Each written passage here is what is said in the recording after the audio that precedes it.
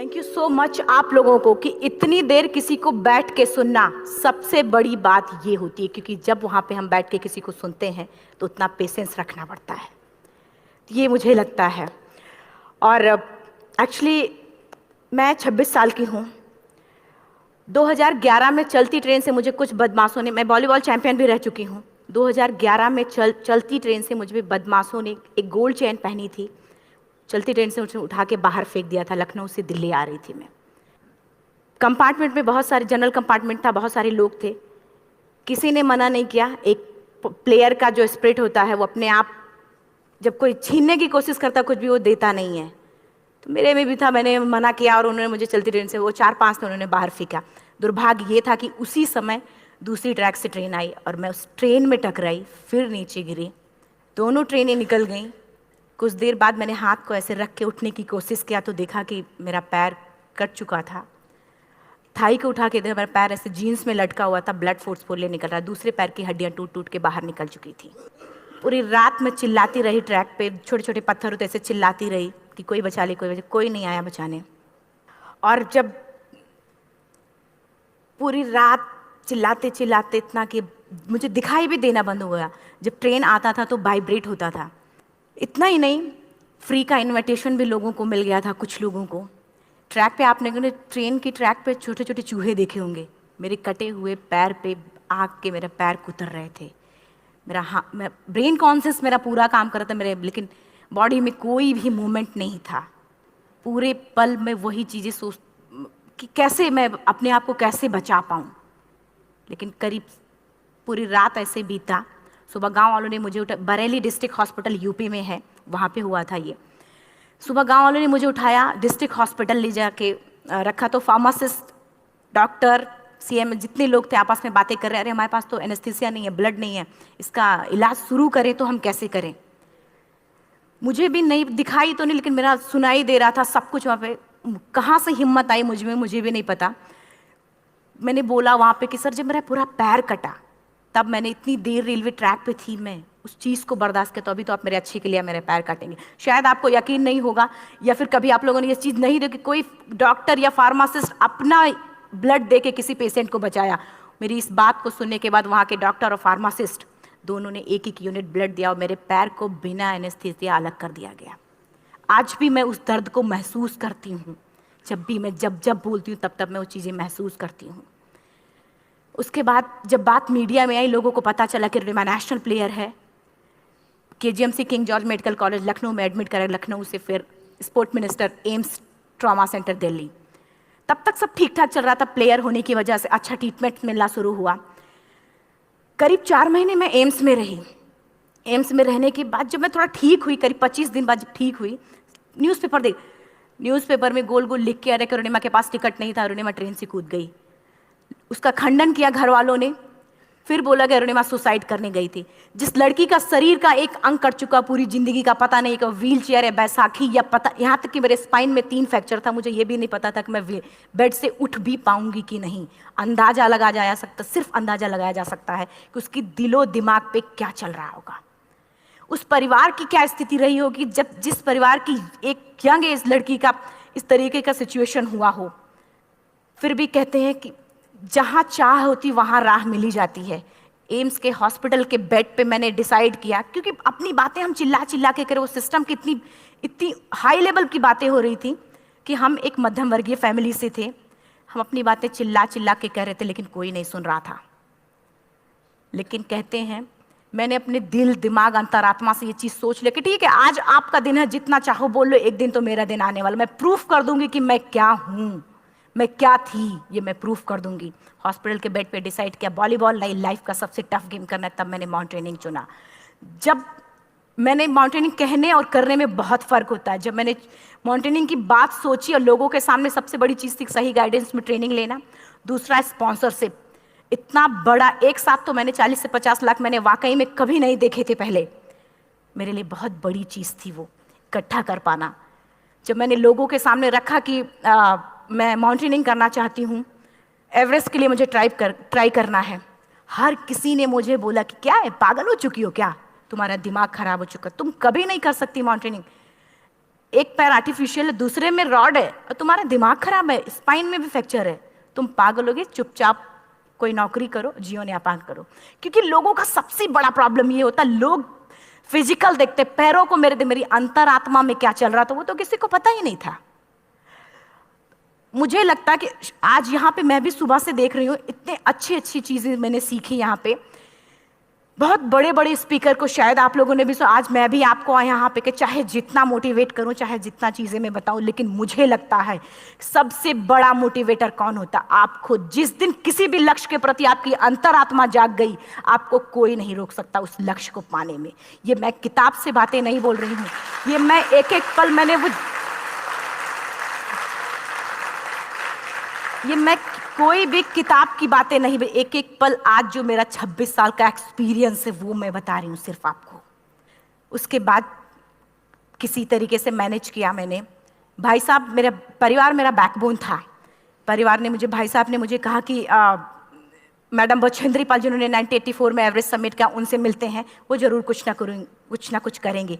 Hospital से निकलने के बाद मेरे राइट लेग में स्टिचेस लगी थी। मैंने डायरेक्टली घर जाने की बजाय, जब लोग ये सोचते हैं कि मुझे अपना जीवन यापन कैसे करना है, जब लोग ये सोचते हैं कि मुझे अपनी ज़िंदगी के मेरे दिमाग में सिर्फ 2 चीज़ें चल रही थी, मुझे इनका जवाब कैसे देना है और एवरेस्ट समिट कैसे करना है। फर्स्ट तुरंत गए बछेंद्री मैम के पास। जब मिले, मैम ने फर्स्ट टाइम जब मुझे देखा तो उन्होंने कहा, अरुणिमा, उनकी आंखों में आंसू आ गए। उन्होंने बोला, अरुणिमा, तूने ऐसी हालात में एवरेस्ट जैसे दुरूह पहाड़ के बारे में सोचा तो तूने अपने अंदर तो एवरेस्ट फतह कर लिया, अब तो सिर्फ लोगों के लिए। मेरे परिवार को छोड़ के बाहर की पहली ऐसी महिला थी जिन्होंने मुझ पे भरोसा किया था कि हाँ अरुणिमा, तुम कर सकती हो। मेरे लिए वही बहुत बड़ी चीज़ थी।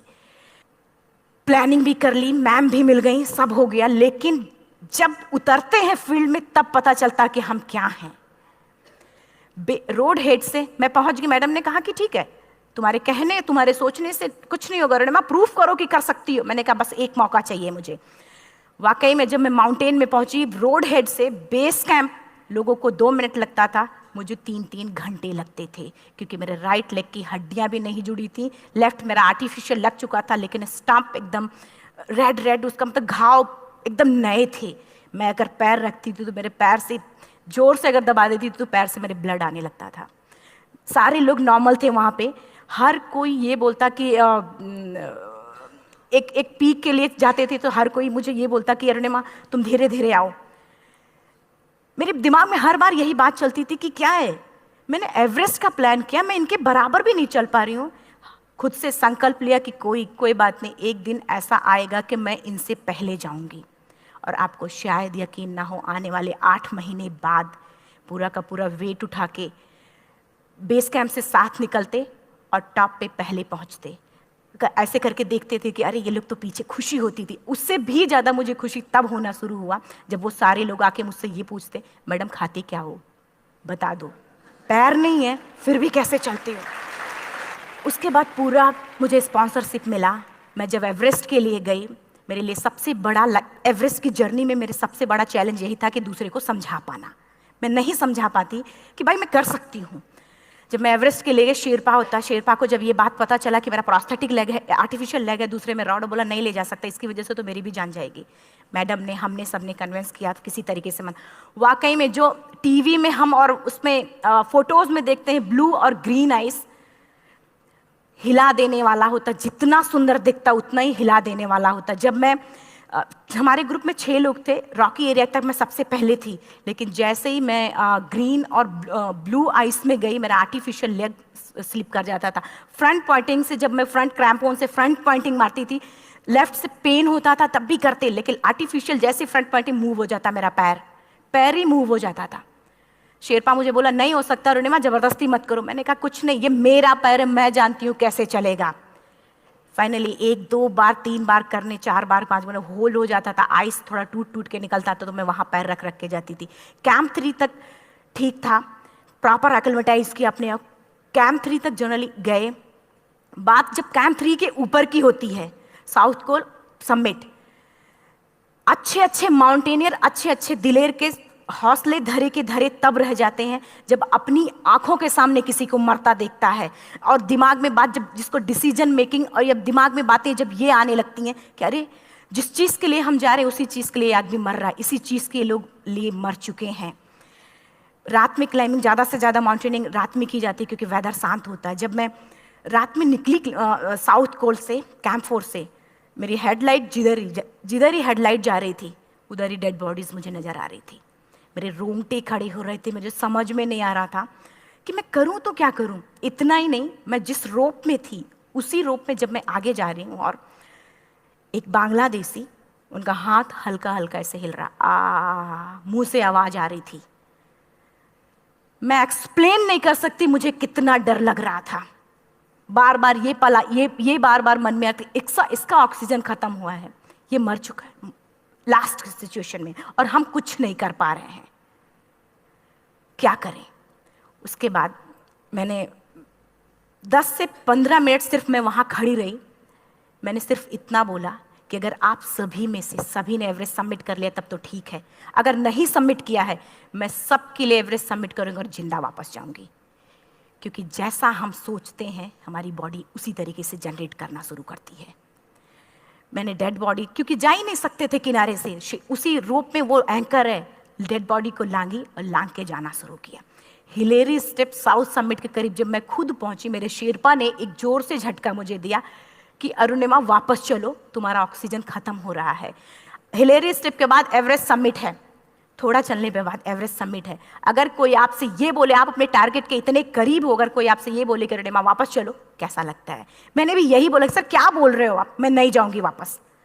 बोला अरुणिमा जिंदगी रही, दोबारा ट्राई करना और एवरेस्ट समिट हो जाएगा दोबारा तुम्हारा। मैंने कहा नहीं, ये आप जिंदगी में गोल्ड चांस बार बार नहीं आते, लाइफ में कभी कभी आता है, ये आपके ऊपर आता, आप उसको पकड़ के रखते हो या फिर छोड़ देते हो। मैं अपना गोल्ड चांस कभी नहीं, क्योंकि मैं जानती थी मुझे स्पॉन्सरशिप बहुत मुश्किल से मिला, एक बार अगर मैं छोड़ देती दोबारा मुझे कभी नहीं मिलता।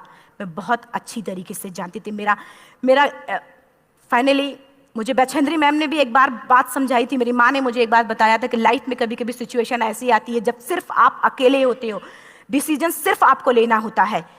जहां पे भी होना, खड़े होकर हल्का सा पीछे मुड़कर देखना और ये सोचना कि आप एक एक कदम चल के यहां तक पहुंचे हो, सिर्फ अपना एक कदम आगे बढ़ाना, तुम देखना कुछ देर बाद तुम टॉप पे होगी। मेरे दिमाग में उनकी बातें वीडियो की तरह चल रही थी और सिर्फ एवरेस्ट का टॉप चल रहा था। मैंने शेरपा को पहले कन्विंस करने की कोशिश की कि भाई चल, कुछ नहीं होगा भाई चल।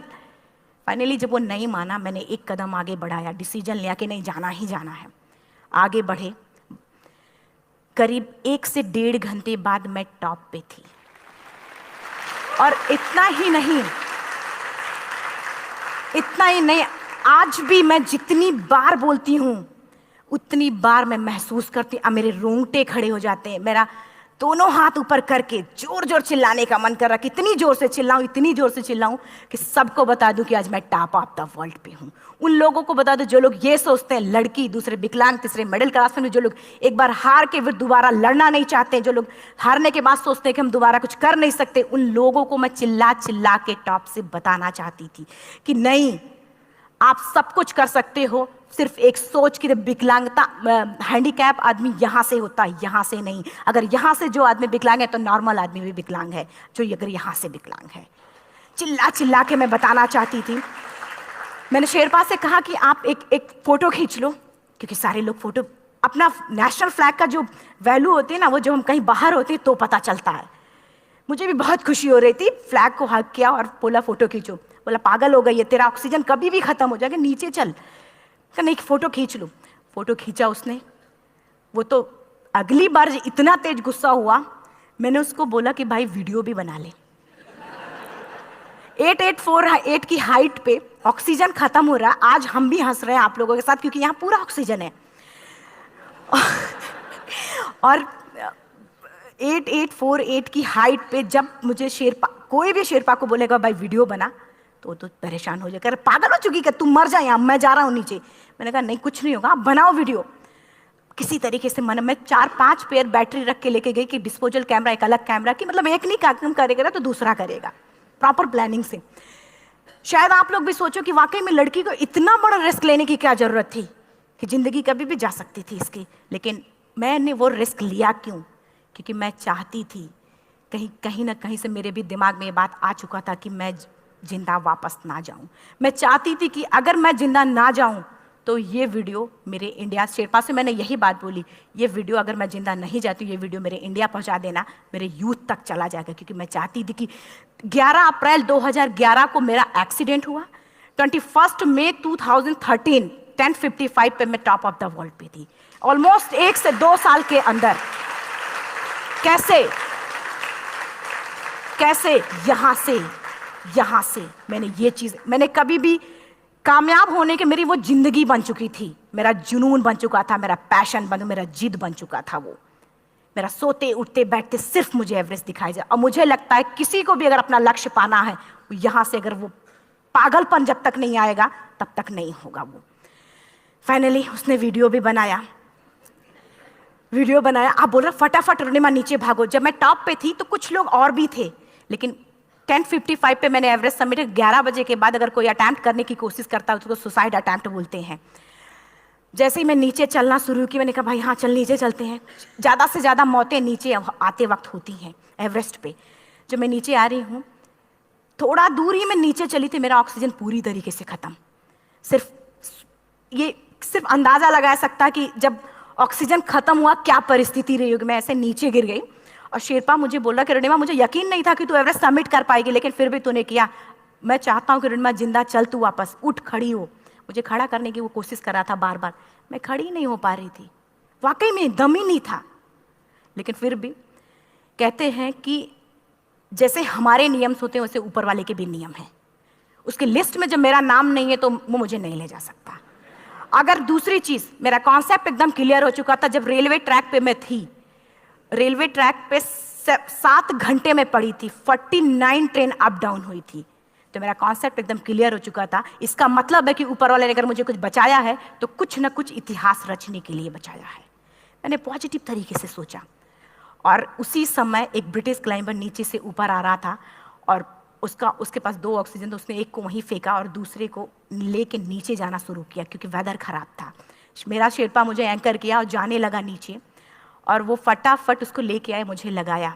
उसने बोला अरुणिमा तू बहुत लकी है कि तुझे यहाँ पे ऑक्सीजन मिला है। वाकई में ऊपर वाला भी चाहता है कि तू जिंदा रहे। वो मुझे बार बार लकी लकी बोल रहा था। शायद आप लोग में से भी कोई होगा कि जो लक और भाग्य जैसी चीज़ों पे भी यकीन करता हो, या पता नहीं भी। मैं किसी की भावनाओं को ठेस नहीं पहुंचाना चाहते, लेकिन मैं इन किसी भी चीज़ों पे भरोसा नहीं करती, क्योंकि मेरा मानना है कि लक भी उसी का साथ देता है जिसके अंदर जीतने का जज्बा है। अगर आपके अंदर जीतने का जज्बा नहीं है, चारों तरफ सिर्फ बहाने होते हैं, सिर्फ बहाने, इतना सारा एक्सक्यूज होता है। शायद मैं भी अगर वापस आ गई होती तो मैं बोल देती मेरा ऑक्सीजन खत्म है, कोई मुझसे पूछने ना बचेंद्री मन, ना मेरा परिवार, कोई भी मुझसे पूछने नहीं आता। लेकिन क्या कभी मैं अपने आप को समझा पाती? कभी नहीं।